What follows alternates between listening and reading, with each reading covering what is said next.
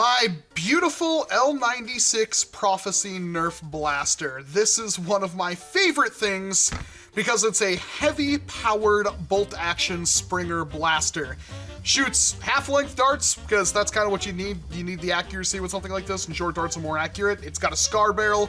It's tuned about as much as I could possibly get it. It may be able to go a little bit further with some barrel cleaning and some more optimization, but right now, it's doing pretty good. But the prime on it is pretty beastie. It's actually really difficult to prime back, and a lot of people can't even do it. So I was thinking perhaps if I upgraded the Boltsled to a more rigid material, aluminum, as this one is, from Worker, this may make the prime a bit more manageable. It works in pump action blasters, so I don't see why it wouldn't work for something like this, but I'm a bit curious. I bought this from foamblastshop.com. I will have a link down in the description to this, although I think this was the only one that was left, although I'm sure they're gonna get more in. Of course, they sell motors and all sorts of upgrade kits and stuff like that. Sadly, not this one, because it's kind of a niche. I really like it, but it's really expensive. It's 3D printed, and I just painted and stuff like that, but let's do a little test to see if we can't make this blaster even more enjoyable. So I'm going to disassemble the entire blaster,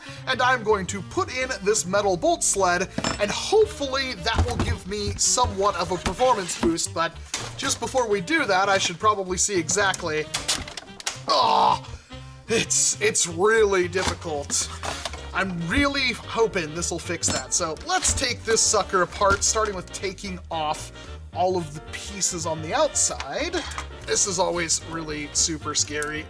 Oh, and I'm pretty sure everything creaks. Go!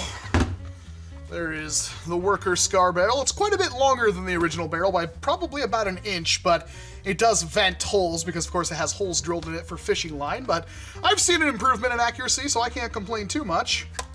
Yep, there we go.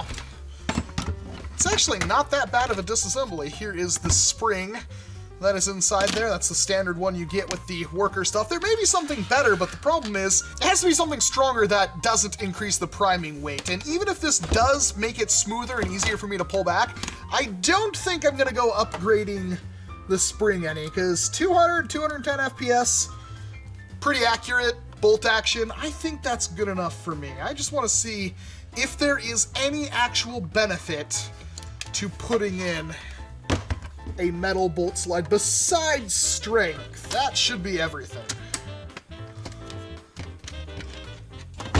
And we're in. So yes, the original bolt sled is the plastic one, which is obviously stronger than a stock one, but as you can tell, this thing flexes a lot. Like, that has to be costing me somewhere. This is completely solid. And that shouldn't affect performance in any way, because obviously this thing pulls back, then pushes forward and doesn't move after the fact, so that shouldn't have any decrease in my performance whatsoever. I'm more or less worried on if it makes it way easier to prime. If it was worth the 20-something dollars I spent. It's like $30 total, I believe it was. There we go. We'll just put that aside, take this, plug her right in there. These are like the computer standoffs that you would put inside the bolt sled to attach your priming pump grip and stuff like that, but I'm not using one of those, so I don't have to worry about it, and it's actually kind of a pain to take them back out if you need to.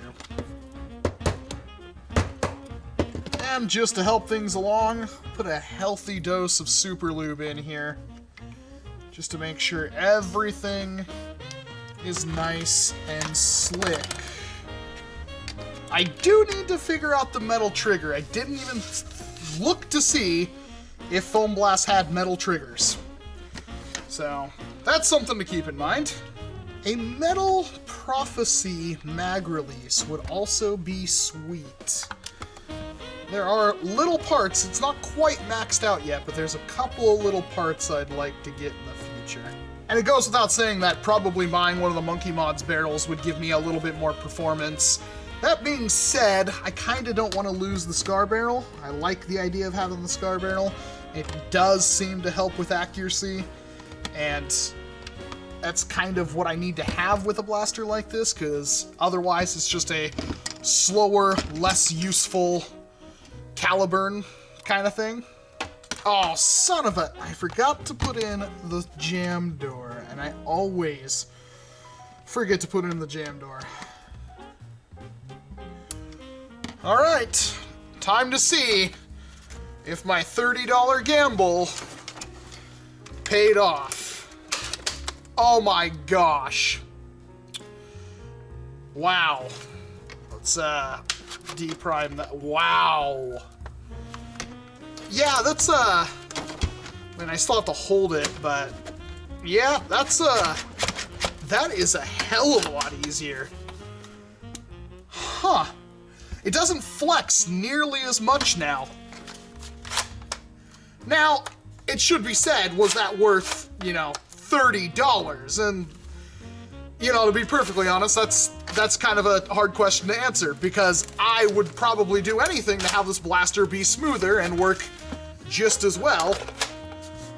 But that is, like, I think it's evident even just by doing this, you can hear how smooth that is now. And the priming weight has definitely gone down. So one more. Oh, we got a nice big scratch right there, unfortunately. Oh well, that's gonna happen with this thing. Yeah, I'm gonna say that's a success. Was it worth $30? I mean, you might not pay $30 for that, but the peace of mind and how buttery smooth that is, although I'm having kind of an issue with the lockup here. I'm not certain what that's about. It's, I have to push it really far forward, but chambering around is gonna be way smoother. Dang, okay, yeah, I'm gonna say that's a success. So in the future, I would like to try to find a Prophecy, I don't think they make one, but a metal Prophecy release, a metal trigger, hopefully in rose gold to match that, or a black one would also work. I need to get a bipod, because it's woefully missing a bipod. But other than that, I'm very happy. This thing just keeps getting better and better for me. And I know this is a little bit more of a boring video that only interests a couple of people, but hey, if you liked it, hit the like button. If you didn't like it, there's a dislike button. Other than that, I'm Walcom S7. Thank you very much for watching this video, and of course, I hope to see you in an entirely different one.